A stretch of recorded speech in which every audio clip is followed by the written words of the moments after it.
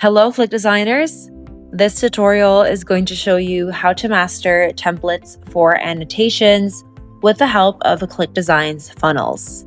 After you've logged into your account, simply go to the template section, choose funnels, then go to annotations. Here you can browse through different templates for your annotations, and you can even start from scratch. To preview a template, simply click on the preview icon, and to edit any design, click on Use Template. Now, this template in particular has a product mockup front and center. We have several different types of mockups for devices, magazines, and books for you to work with and edit, so you can use them for your brands and add them onto templates like this for your funnels.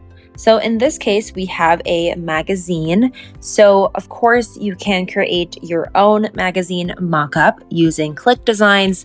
So I'm just going to go ahead and replace this with a different type of cover.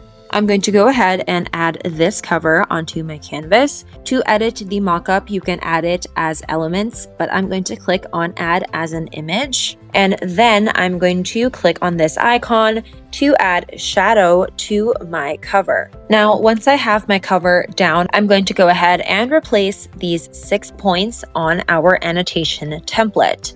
I'm going to go to the Elements tab, and underneath the shape category, I'm going to take some basic shapes to use for my design. Here I have my new shapes for my points, and I spread them out on the same placement as the template had earlier. Now I'm going to go ahead and add in the arrows.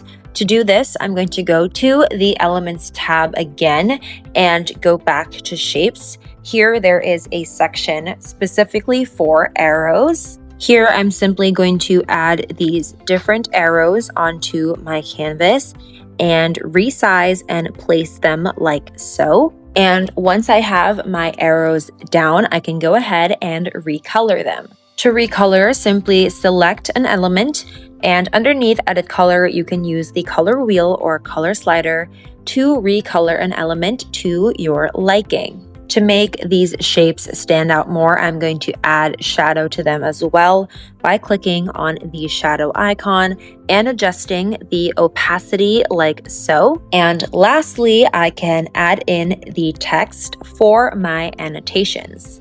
To do this, since I had removed all of the text boxes earlier, I'm going to go to the Text tab. Here you can add in presets and even use text styles, but I'm just going to get a preset here and drag it onto my canvas.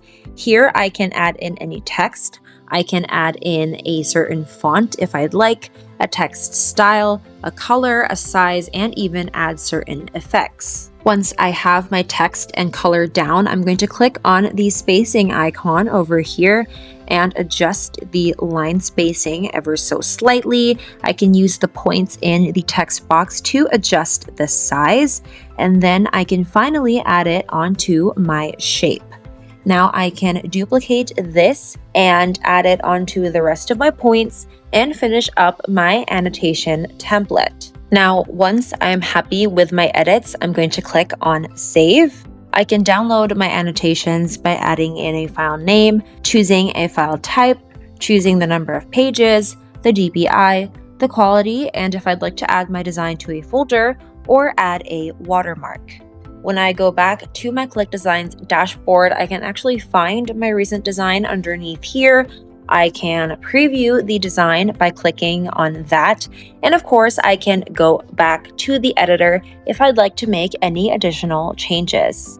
So that is it. That is everything that you need to know when it comes to mastering templates for annotations with the help of ClickDesigns funnels. Thank you so much for watching, and I hope that this tutorial was helpful.